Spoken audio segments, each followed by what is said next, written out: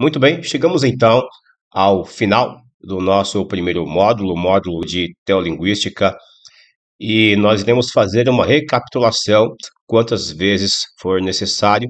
E também não se esqueça, se tiver qualquer dúvida, entre em contato com a nossa pessoa através do nosso WhatsApp, pode ser diretamente no meu WhatsApp pessoal, e eu sempre vou respondê-los, ok? As nossas aulas, no momento, elas estão acontecendo, que são as nossas aulas para tirarmos dúvidas, para poder dar um reforço, um suporte aos irmãos. Atualmente estão acontecendo às quartas-feiras, das 21 horas até as 22h30. Então, que nós estudamos, né, nessas três lições, está aí, nós tivemos uma base, na realidade, tá, sobre a teolinguística, mesmo porque, deixa eu falar olhando aqui para você, o seguinte, deixe-me te dizer uma coisa, ainda estamos no princípio do curso e ainda iremos entender muito mais sobre o que é teolinguística, principalmente quando nós estudarmos a disciplina de linguística em si, tá? Veja bem, aqui na nossa introdução, o que é que nós estudamos? Acompanhe aí.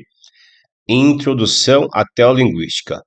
No módulo 1, que é o nosso módulo que nós agora estamos estudando, e na lição de número 1, nós exploramos os conceitos fundamentais, os objetivos e o campo de atuação dessa disciplina. A teolinguística busca investigar e compreender a relação entre linguagem e teologia, analisando como a linguagem é utilizada para expressar conceitos, crenças e experiências religiosas. Durante este módulo, nós discutimos as principais questões abordadas pela teolinguística e como ela se diferencia de outras disciplinas relacionadas. E um ponto importante aqui que eu quero chamar a atenção sobre a teolinguística é a questão da relação da linguagem com a teologia, ok? Então, se nós fôssemos, a grosso modo, trazer aqui, resumir a teolinguística em uma frase, em um conceito básico, seria essa relação, teologia, que é essa relação da linguagem com a teologia, ou até mesmo com os estudos da palavra de Deus. Lembrando que quando nós mencionamos a teologia, tá, como um dos objetos, eu digo como um dos objetos da teolinguística, porque o outro objeto que é o basilar é a própria palavra de Deus. O fato é que, para que nós possamos discutir, né, assuntos bíblicos, nós utilizamos a teologia. Para interpretarmos a Bíblia, nós utilizamos muito a teologia para realizarmos os estudos, as interpretações, fazermos as exegeses devidas à hermenêutica, o entendimento, né, dos contextos, dos textos, enfim, nós precisamos da teologia. Então, a teologia, ela é, de fato, um objeto muito interessante para se trabalhar, mas ela é uma disciplina humana. A Bíblia não. A Bíblia, ela é celestial. A Bíblia, ela é do alto. A Bíblia, ela é a palavra inerrante de Deus, a palavra revelada e inspirada. E que hoje, para poder compreendermos, nós somos iluminados pelo Espírito Santo para compreendermos as revelações do Eterno, as revelações de sua palavra. Agora, quando nós estudamos a teologia, que é um dos objetos da teolinguística, sendo a palavra de Deus, a Bíblia Sagrada, o principal, mas para chegar no principal, que é a palavra de Deus, nós precisamos compreender de fato a teologia. Nós estamos atualmente num momento cronológico chamado teologia disciplinar. Quando a gente divide a teologia através dos tempos, nós vivemos, ou a teologia viveu 3 momentos. O primeiro momento da teologia foi o momento lá da igreja primitiva. Era uma teologia chamada teologia do hábito ou teologia habitual, em que os primeiros cristãos ali, eles tinham o hábito da oração, a liturgia também, eles se preocupavam com a liturgia, como queriam servir a Deus, já que teria que ser diferente, obviamente, da forma como os judeus serviam a Deus na sua liturgia. Então, houve uma preocupação com a liturgia também no cristianismo. Então, era voltado para o estudo, a meditação na palavra de Deus, para a liturgia e a oração. Isso era a teologia lá na igreja primitiva, que era a teologia do hábito ou a teologia habitual, que vai durar aí até por volta do ano 313, quando vai surgir aí o catolicismo romano com Constantino, que segundo a história ele vai converter-se no ano 313 depois de Cristo, e lá no ano 325 ele vai reunir, vai chamar, né, os líderes da igreja para o concílio de Nicéia, e aí vai estabelecer o cristianismo como a religião do império. Bom, existem algumas controvérsias sobre esse assunto, que fica mais para uma disciplina de história da igreja, mas a partir do surgimento da igreja católica, a teologia ela vai seguir um outro escopo, tá? É, por quê? Porque a igreja católica ela vai levar para dentro do cristianismo muitos costumes que até então não havia, e a teologia ela vai ser conhecida dentro deste período, como também em toda a Idade Média, como a teologia científica. Era uma disciplina que ela estava no topo, né, de toda e qualquer outra forma de ensino, de estudo. A teologia ela estava acima, porém, obviamente, nas mãos da Igreja Católica. Quando a gente diz Idade Média, é claro que a Idade Média ela começa só com a queda do Império Romano, que acontece lá no ano 476 depois de Cristo, quando acontece a queda de Roma, tá? Porque o Império Romano ele é depois dividido em dois lugares, para uma facilitação, talvez. Um dos motivos era para poder facilitar a própria logística de um império que era tão grande. Você imagine, Roma, lá na Itália, na Europa, onde tinha ali a sede do Império Romano, enviando soldados, legiões para vários lugares do mundo naquela época. Então, era muito gasto com os soldados, com cavalos, com alimentação. Muitos, até soldados, né, das legiões, desertavam, nunca mais voltavam para Roma, formavam famílias, e essas famílias cresciam, viravam cidades, e a história ia se desenrolando por aí, tá? E aí, esse período, ainda antes da queda de Roma, chamada de Roma Ocidental, porque a Roma Oriental ela será em Constantinopla, tá?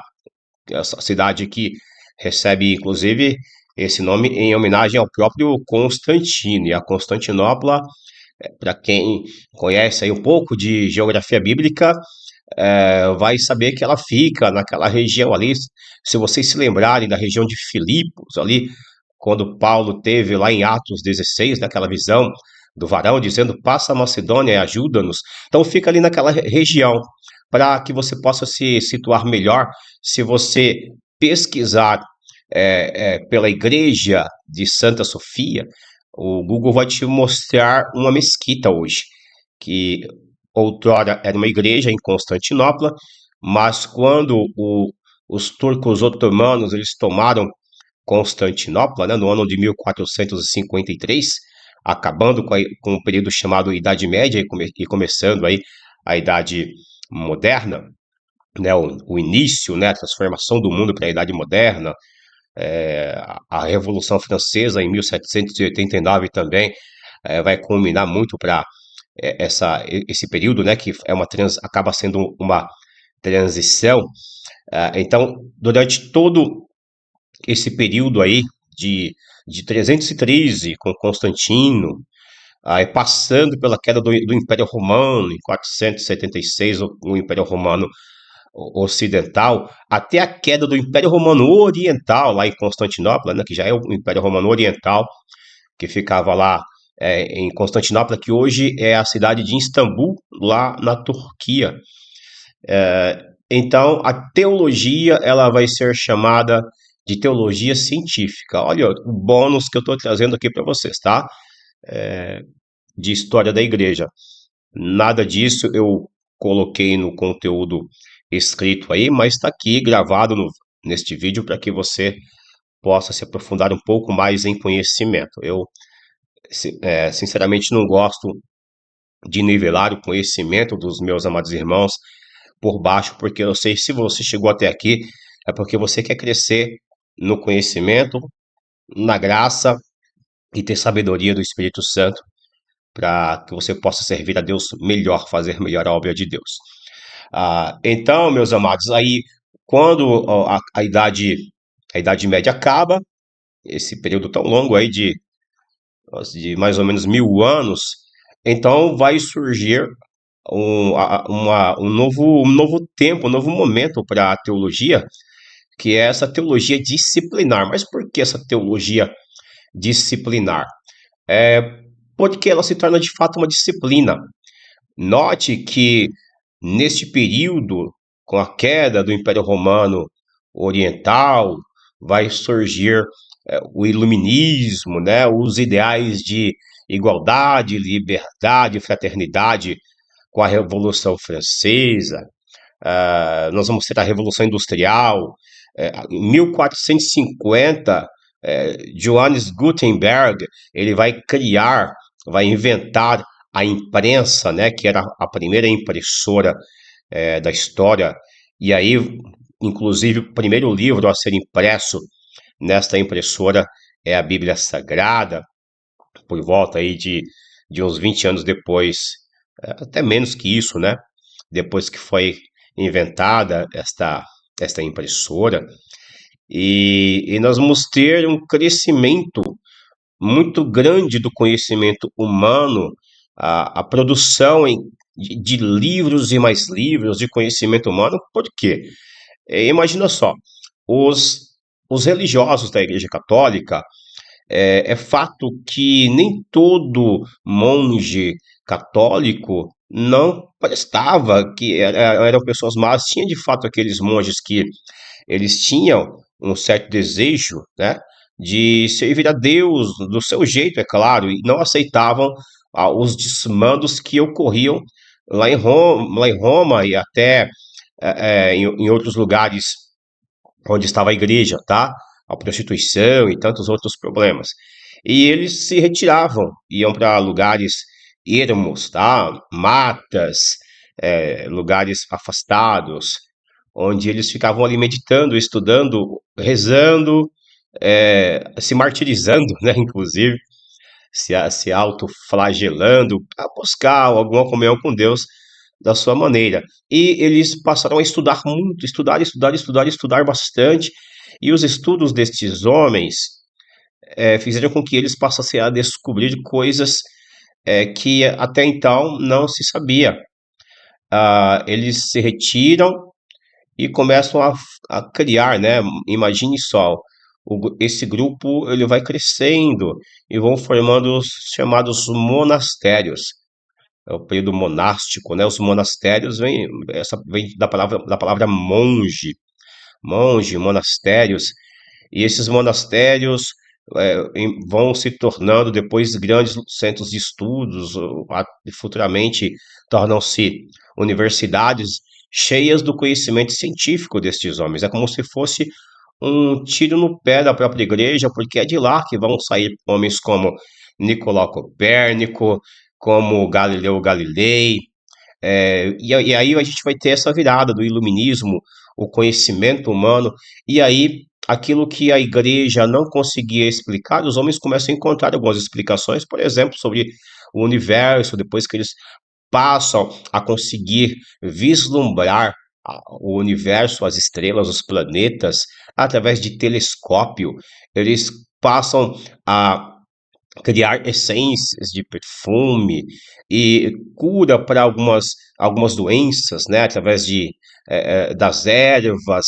E o conhecimento, a produção de conhecimento vai crescendo, e aí o homem passa a se tornar o centro de todas as coisas, e aí esse período passa a ser chamado de antropocentrismo, antropos do grego, né? Centrismo, que é o homem como centro de todas as coisas, e o que era o teocentrismo da Idade Média, que era do período da teologia, da teologia científica, vai ficando para trás, vai ficando esquecido. E em meio ao surgimento, à explosão de tantas disciplinas, né, o tempo vai passando, vão surgir as grandes universidades com suas disciplinas, e é onde que está agora a teologia. A teologia começou a ficar atrasada, né? Esquecida lá no passado, na Idade Média, aquela teologia muito rude, muito simplista. Então, houve uma necessidade de trazer à tona a teologia, mas com escopo diferente, mais avançado, com novas abordagens, por exemplo, a arqueologia, a própria geografia bíblica que não havia. Então, ela vai se tornar uma, uma área do conhecimento à altura das demais que já havia. Então, se hoje nós estudamos teologia, temos curso de bacharelado, doutorado, pós-doutorado, isso no mundo inteiro, né? A teologia, ela é uma disciplina que ela é erudita, né? Há os eruditos, pessoas com grande conhecimento dentro da teologia, porque ela é uma disciplina respeitada. No Brasil, ela é reconhecida pelo MEC, né? Muitas faculdades, muitos cursos têm a teologia reconhecida pelo MEC devido à sua abrangência disciplinar também, e mesmo porque a teologia agora é chamada de teologia disciplinar. Mas por que esse rodeio todo, pastor Mateus? Por que fala tanto sobre esse assunto? É claro, porque nós estamos falando da teolinguística, e a teolinguística ela vai se valer de algo chamado linguística. Linguística, tá? A linguística principalmente a linguística sociriana do linguista de Genebra, tá? Ferdinand de Saussure. É claro que há outros linguistas que nós iremos, dos quais nós iremos falar a respeito também. Iremos falar de Noam Chomsky e a sua linguística gerativista, como que a gente trabalha esses conceitos de Chomsky, de Noam Chomsky na teologia, também os conceitos de Mikhail Bakhtin.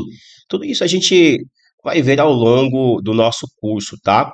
Interessante, porque a Bíblia, ela é linguagem. Então, voltando aqui, a gente está falando desta relação entre linguagem e teologia. Se a Bíblia é linguagem, Deus usou uma linguagem para transmitir a sua palavra aos homens.